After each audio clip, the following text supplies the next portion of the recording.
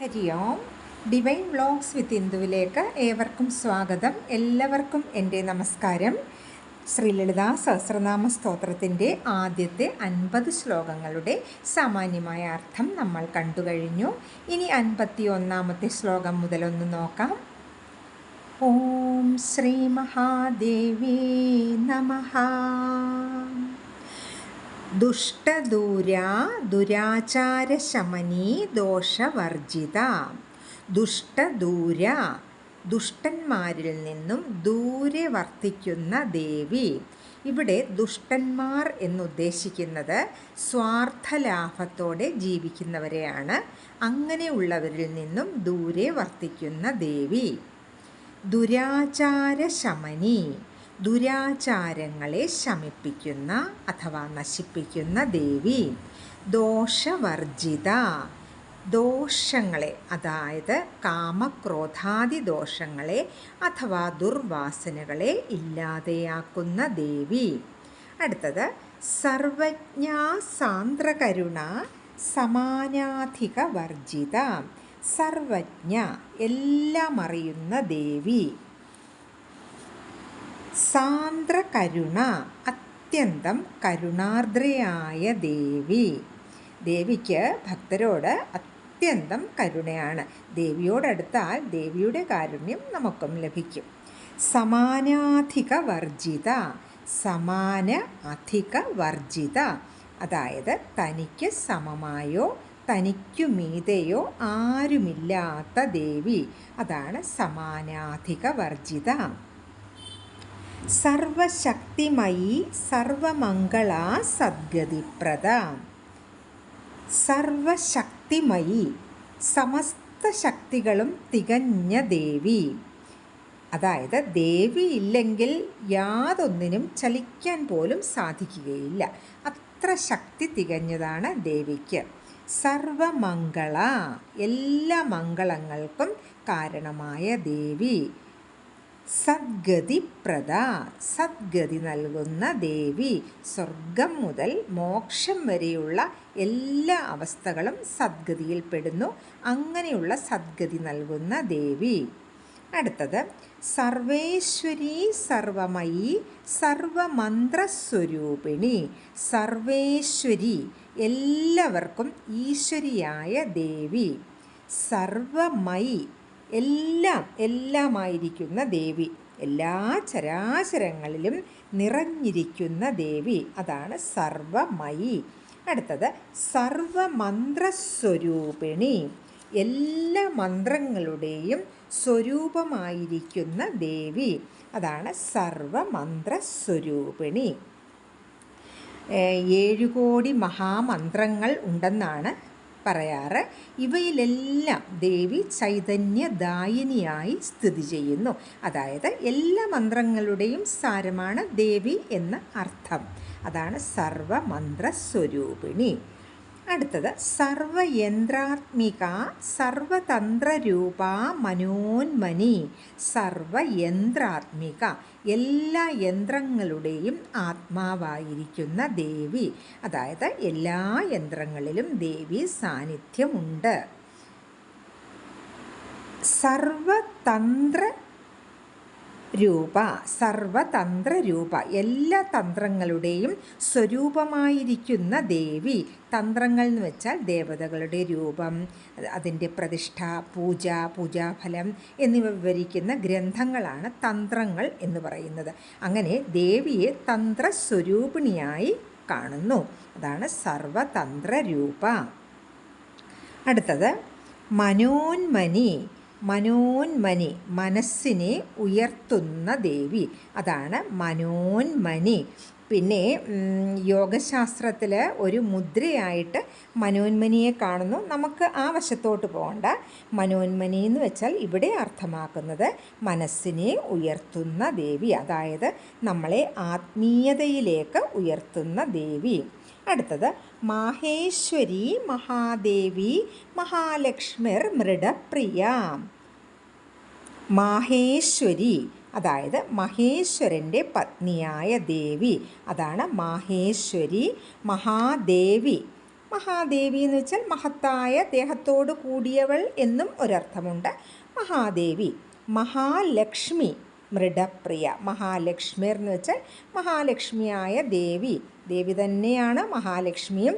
ദേവി തൻ്റെ അംശങ്ങളായ ശക്തികളെയും സരസ്വതി, മഹാലക്ഷ്മി, പാർവതി എന്നീ രൂപങ്ങളിൽ ബ്രഹ്മാവിഷ്ണു മഹേശ്വരന്മാർക്ക് കൊടുത്തു എന്ന് ദേവി ഭാഗവതത്തിൽ പറയാറുണ്ട്.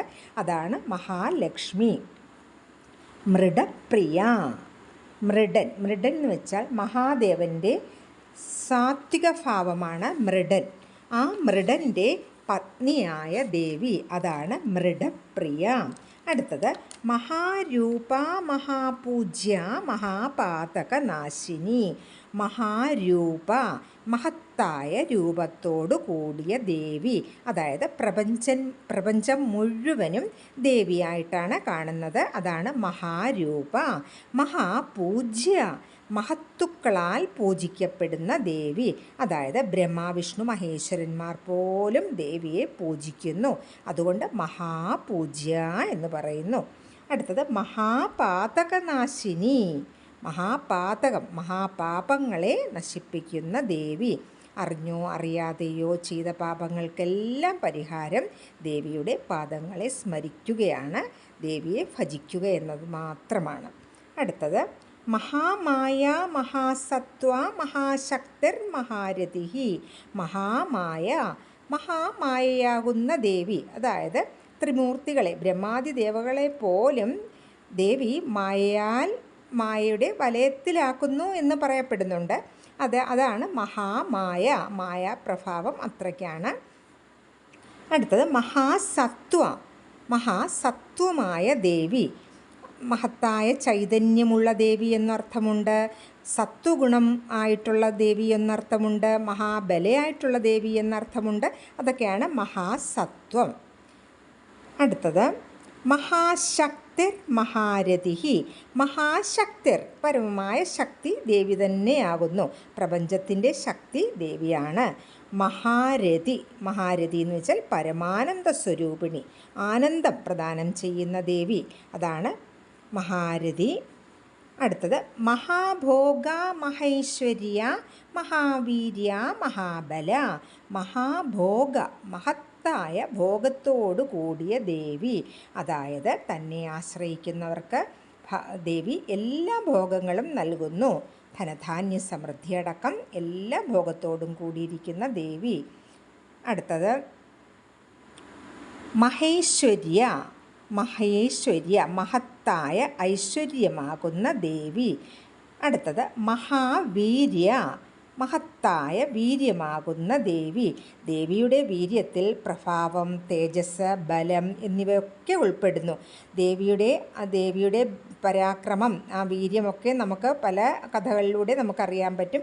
അസുരന്മാരെ വധിച്ചു. പ്രധാനമായും ഭണ്ഡാസുരനെ, മഹിഷാസുരനെയൊക്കെ വധിച്ചത് ദേവിയുടെ ആ വീര്യം കൊണ്ട് മാത്രമാണ്. അതാണ് മഹാവീര്യ. അടുത്തത് മഹാബല, മഹത്തായ ബലമാകുന്ന പരമശക്തിയാകുന്ന ദേവി. അടുത്തത് മഹാബുദ്ധിർ മഹാസിദ്ധിർ മഹായോഗേശ്വരേശ്വരി. മഹാബുദ്ധിർ, മഹത്തായ ബുദ്ധിയുടെ സ്വരൂപത്തിലുള്ള ദേവി. യാതൊന്നറിഞ്ഞാൽ എല്ലാം അറിയുന്നതായിത്തീരുമോ ആ സത്യവസ്തുവാണ് ദേവി. നമ്മൾ നമ്മുടെ ബുദ്ധിയെ ദേവിയിലേക്ക് തിരിച്ചുവിട്ടാൽ പിന്നെ ഒന്നും അറിയാൻ ശേഷിക്കുന്നില്ല. ദേവിയിൽ നിന്നും മഹത്തായ ബുദ്ധി ലഭിക്കുന്നു. അടുത്തത് മഹാസിദ്ധിർ, മഹാസിദ്ധിയായ ദേവി.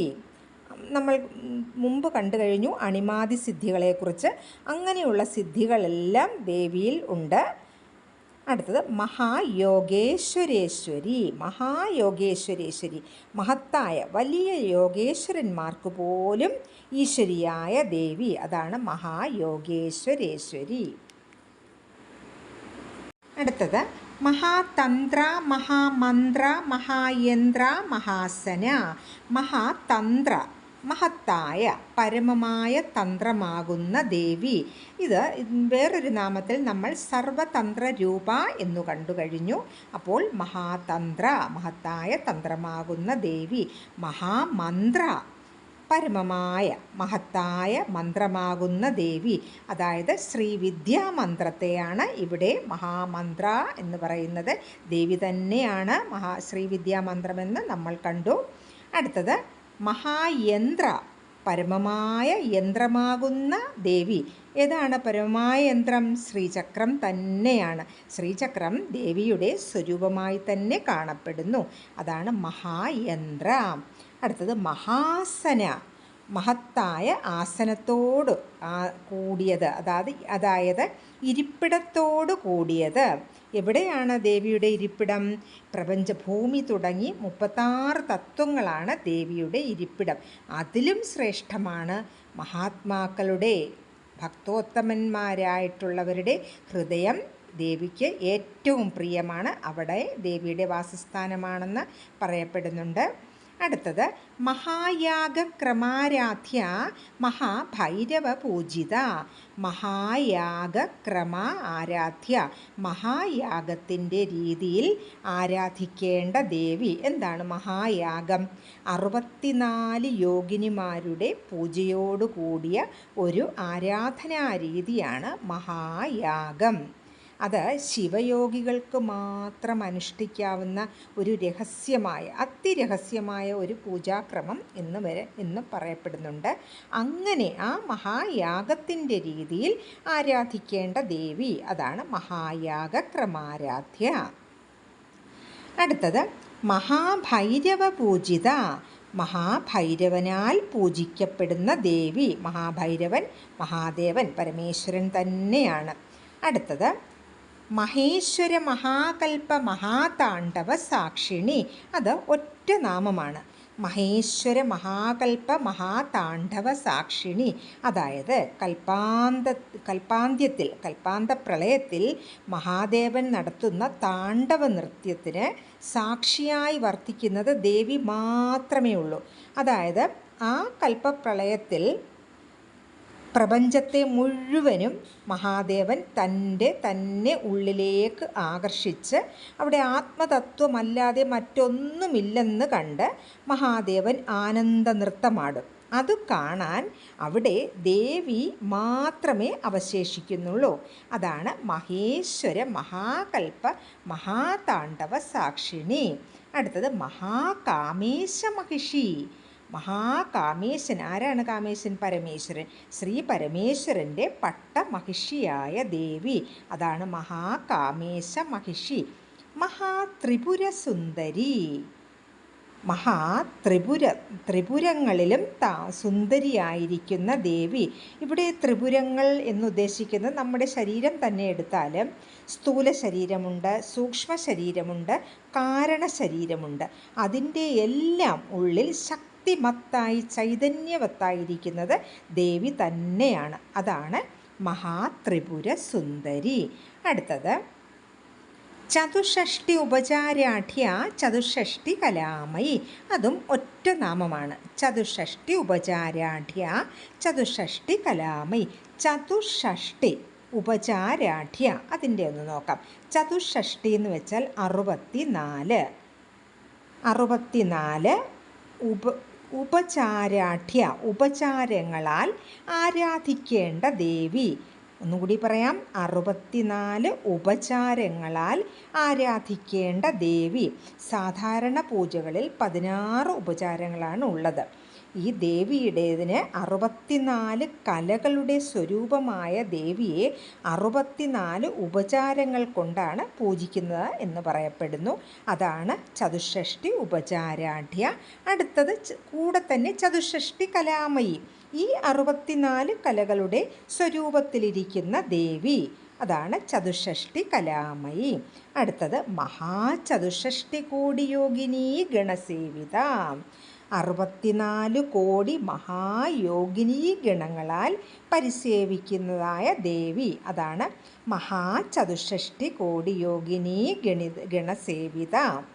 ദേവിയുടെ അനന്തശക്തിയെക്കുറിച്ചാണ് ഇവിടെ പറയുന്നത്. അടുത്തത് മനുവിദ്യ ചന്ദ്രവിദ്യ ചന്ദ്രമണ്ഡല മധ്യക. മനുവിദ്യ എന്താണ്? ആരാണ് മനു?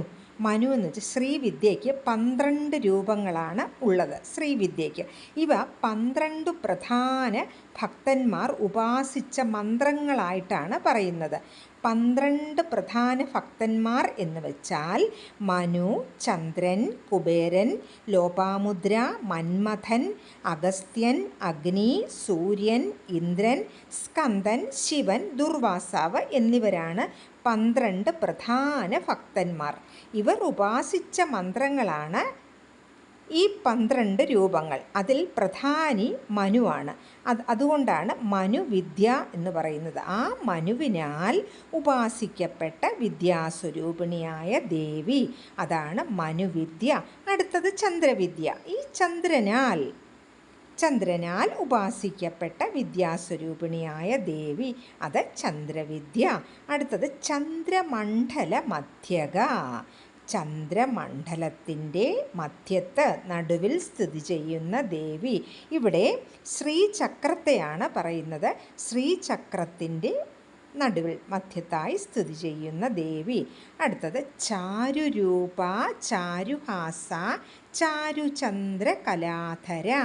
ചാരുരൂപ, ചാരു എന്ന് വെച്ചാൽ അതിമനോഹരിയായ ദേവി, അതാണ് ചാരുരൂപ. ചാരുഹാസ, അതിമനോഹരമായി പുഞ്ചിരിക്കുന്ന ദേവി, അത് ചാരുഹാസ. അടുത്തത് ചാരുചന്ദ്രകലാധര, അതായത് മനോഹരമായ ചന്ദ്രക്കല അണിഞ്ഞ ദേവി, അതാണ് ചാരുചന്ദ്രകലാധര. അടുത്തത് ചരാചര ജഗന്നാഥ ചക്രരാജനികേതന. ചര അചര ജഗന്നാഥ, ചരവും അചരവുമായ ജഗത്തിൻ്റെ എല്ലാം നാഥയായ ദേവി. ചക്രരാജനികേതന, ശ്രീചക്രത്തിൽ വസിക്കുന്ന ദേവി. നികേതനം എന്ന് വെച്ചാൽ ഗൃഹം എന്നാണ് അർത്ഥം. ശ്രീചക്രത്തിൽ വസിക്കുന്ന ദേവി. പാർവതി പത്മനയന പത്മരാഗ സമപ്രഭ. പാർവതി ഹിമവത് പുത്രിയായ ശ്രീ പാർവതി ദേവി തന്നെയാണ്. പത്മനയന, അതായത് താമര ഇതൾ പോലെ മനോഹരമായ കണ്ണുകളുള്ള ദേവി, അതാണ് പത്മനയന. പത്മരാഗ സമപ്രഭ, പത്മരാഗം പോലെ ശോഭയാർന്ന ദേവി, അല്ലെങ്കിൽ ചെന്താമരപ്പൂ പോലെ, അതും അർത്ഥമാക്കാം. ചെന്താമരപ്പൂ പോലെ ശോഭയുള്ള ദേവി. എല്ലാവർക്കും മനസ്സിലായി കാണുമെന്ന് വിശ്വസിക്കുന്നു. ഈ ചാനൽ സബ്സ്ക്രൈബ് ചെയ്യാതെ കാണുന്നവരുണ്ടെങ്കിൽ സബ്സ്ക്രൈബ് ചെയ്യുക. ബാക്കി നമുക്ക് അടുത്ത വീഡിയോയിൽ അപ്ലോഡ് ചെയ്യാം. എല്ലാവർക്കും എൻ്റെ നമസ്കാരം. ഹരി ഓം.